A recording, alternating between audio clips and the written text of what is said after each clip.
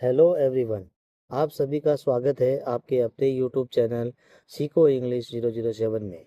अगर आप इंग्लिश में बहुत कमज़ोर हैं, इंग्लिश न तो पढ़ पाते हैं और न लिख पाते हैं, यहाँ तक कि दोस्तों छोटे से छोटे वर्ड भी इंग्लिश का अगर आप नहीं पढ़ पाते हैं तो ये वीडियो सिर्फ आपके लिए है। आज मैं आपको बिल्कुल शुरू से इंग्लिश सिखाऊंगा, न बल्कि सिखाऊंगा। सबसे पहले आपको इस स्टोरी का एक एक शब्द पढ़ूंगा ताकि आपको पता चल सके कि किस तरह से वर्ड को पढ़ा जाता है, और उसके बाद उसका हिंदी अनुवाद भी करूँगा। लेकिन आप चिंता ना करें, आपकी मदद के लिए मैंने इस स्टोरी में हिंदी उच्चारण का इंतज़ाम भी किया है, जिसकी मदद से आप इंग्लिश आसानी से पढ़ भी पाएंगे और सीख भी जाएंगे। तो चलिए शुरू करते हैं आज की हमारी स्टोरी। दोस्तों आपके लिए ये सेंटेंस को मैंने डिवाइड कर दिया है 1 2 3। तो ऐसे करके आपके 15-16 सेंटेंस है। तो मैं एक एक करके एक एक सेंटेंस पढ़ूंगा और ये पूरी स्टोरी है, बस मैंने इसको सेंटेंस में डिवाइड कर दिया है। और हर एक सेंटेंस का, हर एक वर्ड का मैंने हिंदी उच्चारण भी किया है और उसका हिंदी अनुवाद भी किया है। तो मैं 1 बाय 1 सबको पढ़ूंगा। मैं हिंदी की इंग्लिश पढ़ूंगा, मैं जो इंग्लिश है वो पढ़ूंगा, उसकी जो हिंदी उच्चारण है वो आपको नीचे दिखी हुई मिल जाएगी, तो आप आसानी से उसको पढ़ सकते हैं और जो मैं बोल रहा हूँ उसको ध्यान से सुन सकते हैं, और उसका हिंदी अनुवाद भी हम करेंगे। तो चलिए शुरू करते हैं। Once in the court of emperor Akbar a difficult question was raised. ये इसका हिंदी उच्चारण है, आप पढ़ सकते हैं। अब है हिंदी अनुवाद। एक दिन सम्राट अकबर के दरबार में एक कठिन प्रश्न उठाया गया। The emperor asked, "Who is the most powerful person in this world?" ये इसका हिंदी उच्चारण है।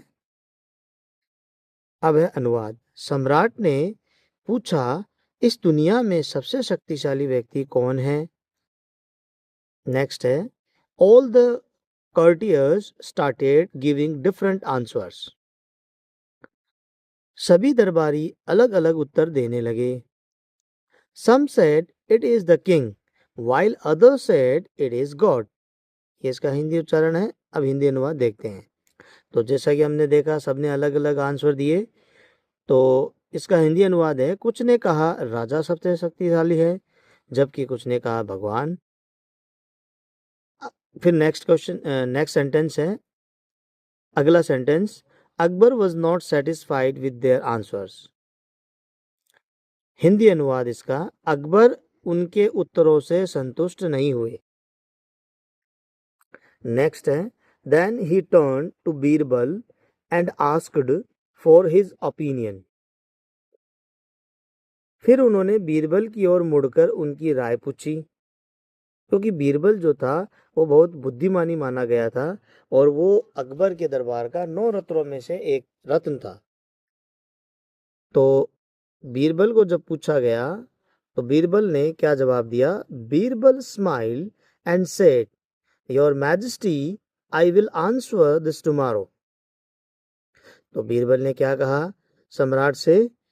बीरबल पहले मुस्कुराए और बोले, महाराज मैं इसका जवाब या उत्तर कल दूंगा। नेक्स्ट सेंटेंस है, the next day Birbal came to the court with a plan. अगले दिन बीरबल एक योजना के साथ दरबार में हाजिर हुए। He brought a small child with him. ये इसका हिंदी अनुवाद है, ये उच्चारण है, हिंदी अनुवाद ये रहा इसका। वे अपने साथ एक छोटा बच्चा लाए। अब यहाँ पे ही कौन है? बीरबल। अब यहाँ पे ब्रॉट होता है सेकंड फॉर्म, और ये हम स्टोरी पढ़ रहे हैं तो स्टोरी के अंदर पास्ट सिंपल का यूज़ किया जाता है, पास्ट परफेक्ट का यूज़ किया जाता है। तो यहाँ पे ब्रॉट जो है ये इसकी फर्स्ट फॉर्म है ब्रिंग।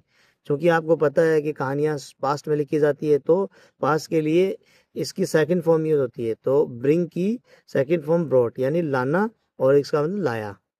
यानी जो अकबर के दरबार में जो बीरबल थे उनसे जब सवाल किया गया तो उन्होंने अगले दिन के ऊपर अपना आंसर जो है टाल दिया। फिर अगले दिन वो अपने साथ एक छोटा बच्चा लेकर आए।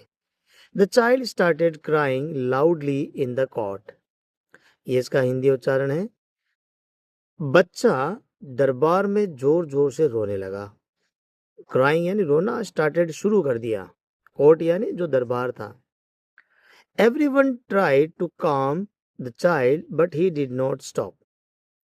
अब यहाँ पे हर कोई जो है बच्चे को, काम का मतलब होता है शांत करने की कोशिश कर रहा था। सभी ने यानी हर कोई बच्चे को शांत करने की कोशिश की, लेकिन वह नहीं रुका। अब यहाँ पे आप देख सकते हैं कि ये जो डिड नॉट अलग से दिया हुआ है, अगर आप किताबों में देखेंगे तो आपको इस प्रकार मिलेगा, यहाँ कोमा होगी और ये नोट होगा, ठीक है। तो इसको जब लिखा जाता है राइटिंग में, इस तरह से लिखा जाता है, लेकिन पढ़ा जाएगा ये डिड नॉट। तो ये आपके लिए आसानी रहेगी, आप सीखते चलिए, आपको बहुत सारी चीज़ों का पता चलेगा, ठीक है। अब आगे बढ़ते हैं। Even Akbar tried to console him but fail. Akbar ने भी उसे चुप कराने के लिए कोशिश की, पर आगे देख, यहाँ तक कि अकबर ने खुद भी ट्राई किया, लेकिन वो भी फेल हो गए। Next, then Birbal gave the child a toy and he immediately stopped crying. तो चमत्कार हो गया। तब बीरबल ने बच्चे को एक खिलौना दिया और वह तुरंत चुप हो गया। Birbal then said, Your Majesty, the most powerful is the one who can control the mind. तो इसके ऊपर बीरबल क्या कहते हैं, ये इसका हिंदी उच्चारण है। बीरबल ने कहा सम्राट अकबर से, महाराज, सबसे शक्तिशाली व्यक्ति या सबसे शक्तिशाली वही है जो मन को नियंत्रित कर सके, यानी कंट्रोल कर सके। This child was controlling all of us with his crying. यह बच्चा अपने रोने से हम सबको नियंत्रित कर रहा था। Akbar was impressed by Birbal's voice answer. तो अकबर जो थे वो बीरबल के बुद्धिमानी भरे उत्तर से बहुत प्रभावित हुए। तो दोस्तों, अब है आज का हमारा ये moral. Wisdom is the greatest power. बुद्धिमानी सबसे मुख्य हथियार है। तो दोस्तों, आपको मैंने इसका हिंदी अनुवाद नहीं किया है, मतलब वैसे आपको बताया है।